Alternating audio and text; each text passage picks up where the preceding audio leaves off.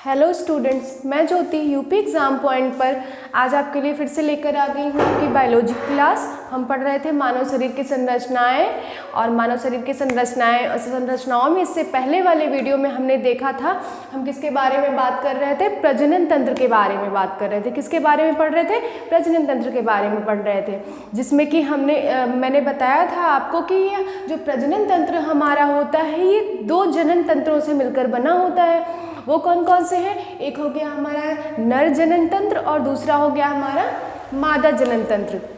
तो इससे पहले वाले वीडियो में मैंने आपको बहुत ही अच्छे से समझाया था कि हमारा ये मादा जनन तंत्र क्या होता है और इसमें कौन कौन से तंत्र होते हैं जो मिलकर इसको कार्य करने में सहयोगी होते हैं। तो आज हम क्या देखेंगे? आज हम देखेंगे नर जनन तंत्र, यानी कि पुरुषों में किस प्रकार से कौन कौन से ऐसे तंत्र पाए जाते हैं जो जनन में यानी कि प्रजनन में सहायक होते हैं।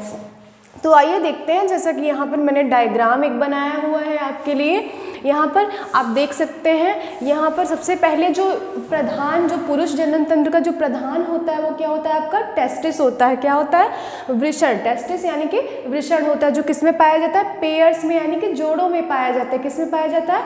जोड़ों में पाया जाता है। यह एक स्क्रॉटम वाले नामक कवरिंग के अंदर रहता है। किस में रहता है? यहाँ पर लिखा हुआ है कि ये पेशियुक्त लचीले वृषण खोल में रहता है। ये क्या है? स्क्रॉटम क्या है? वृषण खोल है, एक प्रकार से इसकी कवरिंग है जो इसको सुरक्षा प्रदान करता है। और देख सकते हैं ऊपर की कवरिंग है। उसके बाद ये हमारा टेस्टिस हो गया। टेस्टिस के ऊपर ही एक लचीला कुछ मांसल पेशी युक्त स्ट्रक्चर होता है, नलिका लगी होती है, इसी के ऊपर चिपकी हुई होती है। उसे हम क्या कहते हैं? एपिडिडमिस कहते हैं या फिर अधिवृषण कहते हैं। यानी कि जो वृषण के ऊपर है, वृषण जिस चीज़ को कैरी कर किए हुए है, जिस नलिका को, उसे क्या कहते हैं हम? एपिडिडमिस या फिर अधिवृषण कहते हैं। उसके बाद आप देख सकते हैं यहाँ से एक पतली सी नलिका निकली हुई है। इसे क्या कहते हैं? शुक्र वाहिनी कहते हैं, जो स्पर्म्स का वाहिनी कल भी मैंने बताया था कि जैसे अंड वाहिनी होती है, अंडे को कैरी करती है, उसी प्रकार से ये एक क्या कहते हैं? वाहिनी है जो शुक्राणुओं का कार्य करने में सहायता प्रदान करती है। उसके बाद देख सकते हैं आप, ये शुक्र वाहिनी हो गई, ये हो गया ब्लैडर यानी कि मूत्राशय हो गया। क्या हो गया आपका? ब्लैडर यानी कि मूत्राशय हो गया। ओके, मूत्राशय हो गया आपका। उसके बाद आप यहाँ पर देखेंगे एक कुछ इस प्रकार से संरचना है जो क्या है? हमारी शुक्राशय है। क्या है? सेमिनल वेसाइकल है, जिसे हम शुक्राशय कहते हैं हिंदी में। आगे चल के अभी हम देखेंगे क्या है ये चीज़ें। उसके बाद यहाँ पर आप देख सकते हैं ये जो प्लेस है, ये जो स्थान है, ये क्या है? आपका एनस है। एनस यानी कि मलाशय है। ये हो गया आपका मूत्राशय और ये कौन सा भाग हो गया आपका? एनस हो गया यानी कि मलाशय हो गया। तो आइए पहले हम कुछ पढ़ते हैं यहाँ पर। तो जो आपका पहला पॉइंट है नर जनन तंत्र में, वो क्या है? वृषण है यानी कि टेस्टिस है। तो मैंने अभी बताया आपको, टेस्टिस आपका जो है ये पेयर्स में पाया जाता है। किस में पाया जाता है? पेयर्स में पाया जाता है, यानी कि जोड़ों में पाया जाता है। वृषण जोड़ों में पाया जाता है।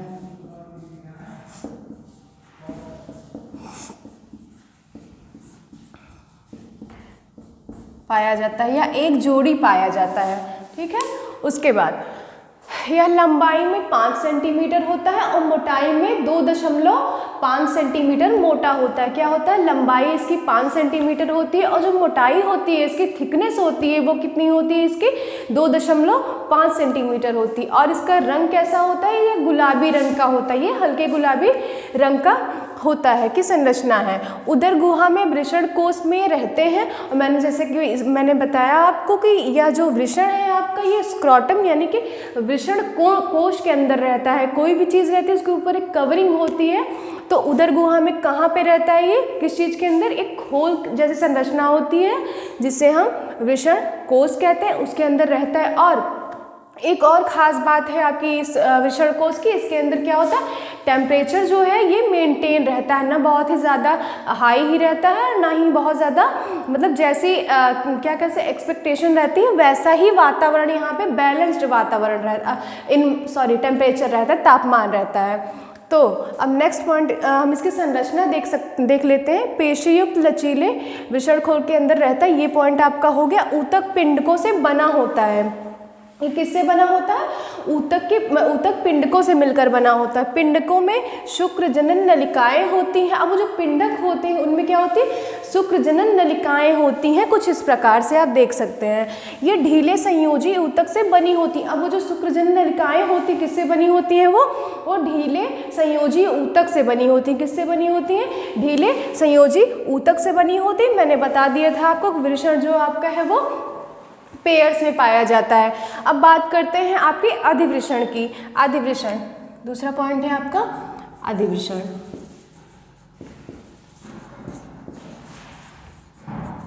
अधिवृषण जिसे हम कहते हैं एपिडिडमिस।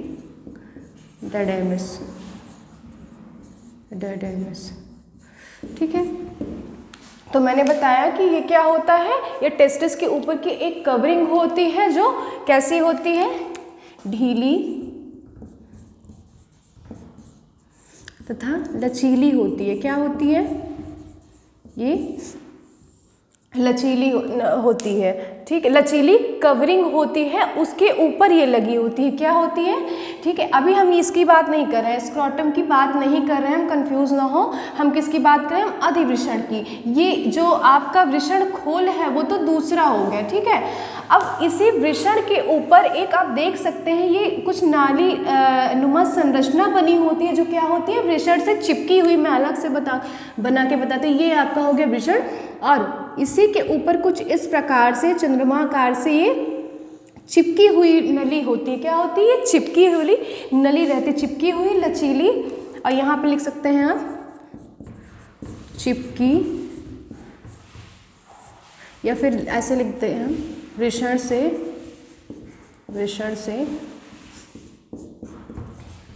चिपकी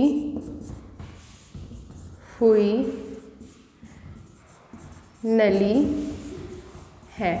ठीक है, तो क्या होती है आपके एपिडिडमिस? ये वृषण से चिपकी हुई नलिका रहती है। तो हमने देखा ये आपका वृषण क्या है और अधिवृषण क्या है, हमने दो चीज़ों के बारे में पढ़ लिया है। तो आगे हम देखते हैं और इसके क्या क्या पॉइंट्स हो सकते हैं।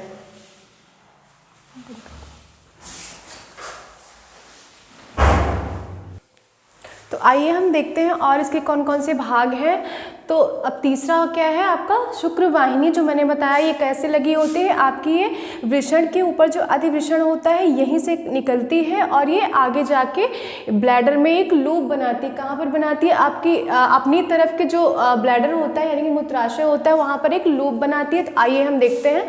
अधिवृषण के निचले पश्च भाग से निकली हुई या 45 सेंटीमीटर की नलिका है। आप देख सकते हैं, मैंने बताया यहाँ से अधिवृषण से निकलती है और ये कितने सेंटीमीटर होती है? ये 45 सेंटीमीटर लंबी नलिका है आपकी। पहले उदर गुहा में होकर या मूत्र वाहिनी में अपनी ओर एक फंदा बनाती है। आप देख सकते हैं यहाँ पर ये ऐसे निकल रही है और ये मूत्र वाहिनी हो गई, और अपनी तरफ यानी कि दोनों तरफ होती है। मूत्राशय कैसे होता है? मैंने बताया था, एक लेफ्ट किडनी होती है, एक बाईं किडनी होती है। तो अपनी तरफ के ब्लैडर में यानी कि इधर वाला जो पार्ट है उसमें एक लूप बनाती है। उसके बाद नीचे पुड़कर यह पास में ही स्थित शुक्राशय की नलिका से मिल जाती है। तो आप देख सकते हैं ये आपका शुक्राशय है और यहाँ पर आके आप देख सकते हैं ये कैसे इसमें मिल रही है। ये आपका शुक्राशय हो गया और शुक्राशय में आकर ये शुक्रवाहिनी जो है शुक्राशय की नलिका में मिल जा रही है। तो ये आपका तो शुक्रवाहिनी है। उसके बाद हो गया जो पुरुष जनन तंत्र में होता है आपका शिश्न होता है यानी कि पेनिस होता है।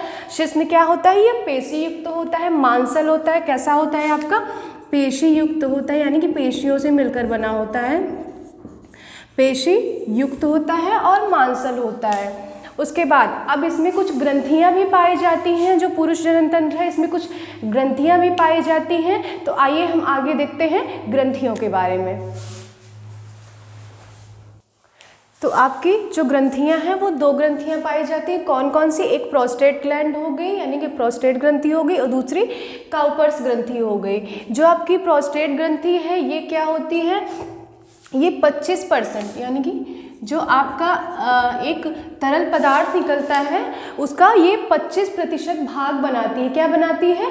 25% भाग बनाती है तरल का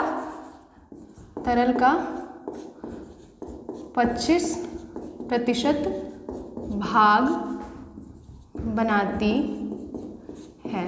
ठीक है, तो प्रोस्टेट ग्लैंड के आपके यही काम है। उसके बाद जो काउपर्स ग्रंथि होती है ये कहाँ पर, और ये क्या होती है, किसमें होती है, ये पेयर से पाई जाती है। ये एक जोड़ी पाई जाती है। कितनी पाई जाती है, एक जोड़ी पाई जाती है, पाई जाती है। और ये शिश्न के प्रवेश द्वार पर पाई जाती है। कहाँ पर पाई जाती है, आपके शिश्न के प्रवेश द्वार पर पाई जाती है और एक जोड़ी पाई जाती है। और इसमें क्या होता है, ये शिश्न के पश्च भाग में पाई जाती है और इसमें जैसे कि म्यूकस होता है, म्यूकस मैंने बताया था जो कि चिपचिपा पदार्थ होता है, एक म्यूकस होता है और जो तरल पदार्थ होते हैं इसी में मिक्स होते हैं। ठीक है, म्यूकस हो गया आपका और भी तरल पदार्थ मिलके ये और ये मिलके क्या बनाते हैं, काउपर्स ग्रंथि का स्राव बनाते हैं। क्या बनाते हैं, जो काउपर्स ग्रंथि का स्राव है वो म्यूकस और तरल पदार्थों से मिलकर बना होता है। तो ये आपकी हो गई ग्रंथियाँ। और एक छोटा सा पॉइंट है, हम देख लेते हैं आपका, जैसे कि तरल पदार्थ के बारे में, तरल पदार्थ के बारे में देख लेते हैं। ठीक है, उसे हम क्या कहते हैं, उसे वीर कहते हैं। तो पहले हम ये समझते हैं कि ये है क्या। ठीक है, जो तरल पदार्थ होता है आपका, जो शिश्न यानी कि जो ये पुरुष जनन तंत्र का जो मुख्य भाग अंग होता है वो क्या है, आपका वीर्य है। जिसमें क्या होता है, ये जो वीर्य होता है आपका, जो तरल पदार्थ होता है आपका, इसी के अंदर जो आपके स्पर्म है यानी कि शुक्राणु है वो रहते हैं। कहाँ रहते हैं, वीर्य के अंदर आपके शुक्राणु यानी कि स्पर्म रहते हैं। और ये क्या करता है, ये तरल पदार्थ क्या करता है, ये शुक्राणुओं का संरक्षक है, एक तरह से उसकी रक्षा करता है। और शुक्राणु बहुत ही ज़्यादा नंबर में होते हैं, इनकी संख्या जो होती है वो सहस्त्रों होती है। तो ये क्या करता है, ये एक तरह से संरक्षक है, इसी के अंदर शुक्राणु हमारे रहते हैं। और ये टेम्परेचर का मेंटेनेंस करने में भी यानी कि उसको बैलेंस यानी कि संतुलन बनाने का भी कार्य करता है। तो ये आपका हो गया पूरा पुरुष जनन तंत्र। अब हम एक अलग से थोड़ा सा देखेंगे थोड़ी देर बाद कि एक स्पर्म की संरचना किस प्रकार से होती है। आइए हम देखते हैं। ठीक है, तो आइए हम देखते हैं यहाँ पर आपके शुक्राणु की संरचना किस प्रकार से है। तो यहाँ पर मैंने बनाया हुआ एक शुक्राणु यानी कि एक स्पर्म किस प्रकार से दिखाई देता है। तो एक स्पर्म जो होता है पुरुष जनन तंत्र में वो क्या होता है, 3 भागों में बटा होता है। पहला हो गया आपका सिर, दूसरा हो गया मध्य भाग और तीसरा हो गया एंड पीस, जिसे हम पूंछ भी कहते हैं या फिर टेल भी कहते हैं। तो आपका जो ये सिर है, इतनी दूर का जो ये भाग है, ये आपका क्या हो गया, स्पर्म का सिर हो गया, हेड पोर्शन हो गया, जिसमें कि क्या होता है, एक्रोसोम्स पाए जाते हैं और ये क्रोमोसोम्स हैं। क्या है, ये क्रोमोसोम्स हैं, क्रोमोसोम्स पाए जाते हैं जो कि हम जेनेटिक्स में आगे पढ़ेंगे वो हैं क्या। उसके बाद ये जो मिडिल, अब यहाँ से स्टार्ट हो गया आपका मिडिल पोर्शन यानी कि मध्य भाग। मध्य भाग क्या होता है, यहाँ पर ग्रीवा प्रेजेंट होती है जो सिर और इसके टेल के और मध्य भाग के बीच में रहती है, लेकिन आता किसके अंतर्गत है, ये मध्य भाग के अंतर्गत ही आता है। तो यहाँ पर ग्रीवा हो गई जिसमें कि 2 तारक केंद्र पाए जाते हैं। उसके बाद ये क्या है, ये सर्पिलाकार शीत है जिसके अंदर माइटोकॉन्ड्रिया जो आपकी रहती है वो संरक्षित रहती है। क्या रहती है, माइटोकॉन्ड्रिया आपकी क्या रहती है, संरक्षित रहती है। और इसके अंदर क्या होता है, केशिका द्रव्य होता है, साइटोप्लाज्म होता है, कोशिका द्रव्य होता है। और नीचे वाला भाग जो है आपका, मैंने बताया ये पूंछ बोलते हैं इसे या फिर एंड पीस बोलते हैं। इसमें कोशिका द्रव्य जो है नहीं पाया जाता है। क्या नहीं पाया जाता है, कोशिका द्रव्य नहीं पाया जाता है। तो ये आपकी हो गई एक स्पर्म यानी कि एक शुक्राणु की संरचना। आइए हम देखते हैं। सिर, इसमें एक्रोसोम और क्रोमोसोम्स पाए जाते हैं। मैंने लिखा हुआ है ग्रीवा जो कि मध्य भाग और सिर के बीच का स्थान, लेकिन आता किसके अंतर्गत है, ये मैंने बताया मध्य भाग के अंतर्गत ही आप इसे पढ़ सकते हैं। उसके बाद जो तीसरा भाग है आपका वो हो गया आपका एंड पीस। क्या हो गया, एंड पीस यानी कि पूंछ आपकी हो गई, पूंछ आपकी हो गई। इसमें जो आप देख सकते हैं ये लाइन जो आई है इसे क्या कहते हैं, एक्सियल तंतु कहते हैं। क्या कहते हैं, एक्सियल या फिर एक्सियल तंतु कहेंगे इसे, एक्सियल तंतु कहेंगे, और ये लास्ट में ऐसे जाके मुड़ी हुई संरचना रहती है और बाद में जाके नुकीली हो जाती है। तो ये आपकी है एंडोपीस, और इसमें क्या होता है, इसमें कोशिका द्रव्य नहीं पाया जाता है। इसमें जो सबसे महत्वपूर्ण यही पॉइंट है कि इसमें कोशिका द्रव्य नहीं पाया जाता है, कोशिका द्रव्य नहीं पाया जाता है,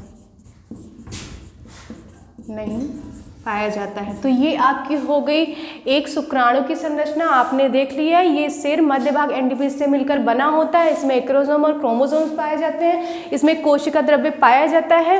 और ये जो आपका एंडोपीस हो गया, इसमें कोशिका द्रव्य नहीं पाया जाता है। ये क्या है, सर्पिलाकार शीत है जिसमें कि माइटोकॉन्ड्रिया संरक्षित रहते हैं। ये आपका ग्रीवा हो गया जिसमें 2 तारक केंद्र होते हैं। ये साइटोप्लाज्म है, मैंने आपको बता दिया। उसके बाद अब ये आपकी हो गई संरचना। आज हमने प्रजनन तंत्र के बारे में भी पढ़ लिया और इसे कंप्लीट कर लिया।